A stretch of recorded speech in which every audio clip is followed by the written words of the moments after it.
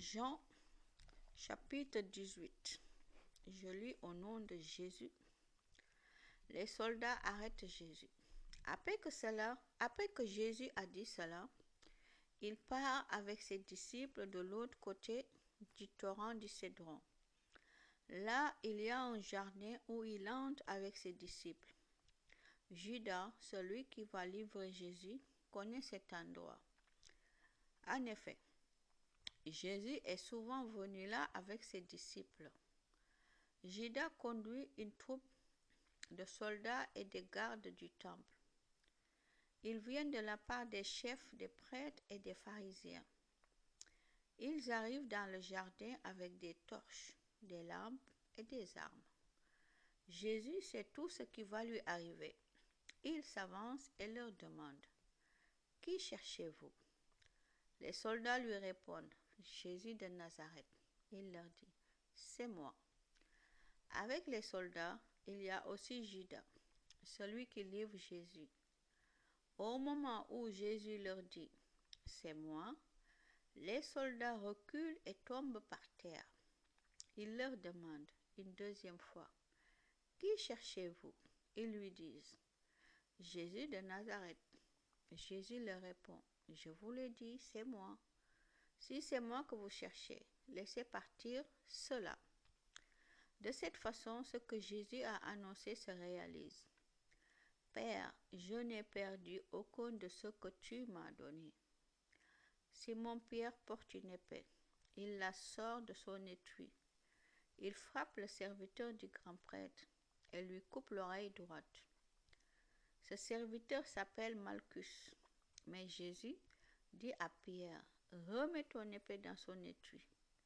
La coupe de souffrance que le Père m'a donnée, est-ce que je ne vais pas la boire ?» Alors la troupe des soldats leur commande et les gardes des chefs juifs arrêtent.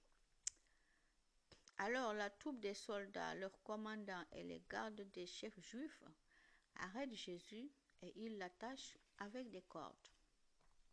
Les soldats amènent Jésus chez Anne. Ils amènent d'abord Jésus chez Anne. Anne est le beau-père de Caïphe. Et cette année-là, Caïphe est le grand prêtre. C'est Caïphe qui a donné ce conseil aux Juifs. Il vaut mieux qu'un seul homme meure pour le peuple. Pierre affirme qu'il n'est pas disciple de Jésus. Simon-Pierre et un autre disciple suivent Jésus.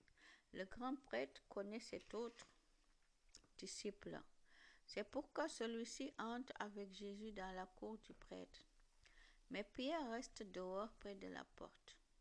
Alors l'autre disciple, celui que le grand prêtre connaît, sort de la cour.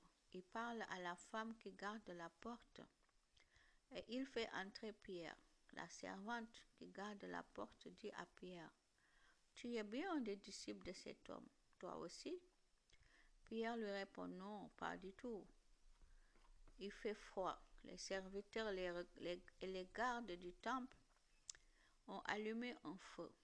Ils sont là et ils se chauffent. Pierre est avec eux et il se chauffe aussi. Anne, le grand prêtre, interroge Jésus. Le grand prêtre pose des questions à Jésus sur ses disciples et sur ce qu'il enseigne.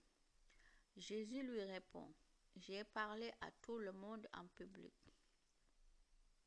J'ai toujours enseigné dans les maisons de prière et dans le temple, là où tous les Juifs se rassemblent. Je n'ai rien dit en secret. Pourquoi est-ce que tu m'interroges? Ce que j'ai dit, demande-le à ceux qui m'ont écouté. Ils savent bien ce que j'ai dit. » Quand Jésus dit cela, un des gardes du temple qui est là lui donne une gifle. Il lui dit, « C'est de cette façon que tu réponds au grand prêtre ?» Jésus dit au garde, « Si j'ai mal parlé, montre ce que j'ai fait de mal. Mais si j'ai bien parlé, pourquoi est-ce que tu me frappes ?» Alors Anne envoie Jésus chez Caïphe, le grand prêtre. Jésus reste attaché. Pierre dit encore qu'il n'est pas disciple de Jésus. Pendant ce temps, Simon-Pierre reste dans la cour. Il se chauffe. On lui dit, « Tu es bien un des disciples de cet homme, toi aussi. » Pierre répond, « Non, ce n'est pas vrai. » Il y a là un serviteur du grand prêtre. C'est à quelqu'un de sa famille que Pierre a coupé l'oreille. Ce serviteur dit à Pierre, « C'est bien toi que j'ai vu avec Jésus dans le jardin ?» Mais Pierre dit encore une fois, « Non, ce n'est pas moi. » Et au même moment, le coq se met à chanter. Pilate interroge Jésus. Ensuite, les soldats amènent Jésus de chez Caïphe au palais du gouverneur romain. C'est le matin très tôt. Les chefs juifs n'entrent pas dans le palais. Ils veulent rester purs et pouvoir manger le repas de la Pâque. C'est pourquoi le gouverneur Pilate sort du palais. Il vient les trouver et il leur demande, « De quoi accusez-vous cet homme ?» Les chefs lui répondent, « Si nous t'avons livré cet homme, c'est ce qu'il a fait.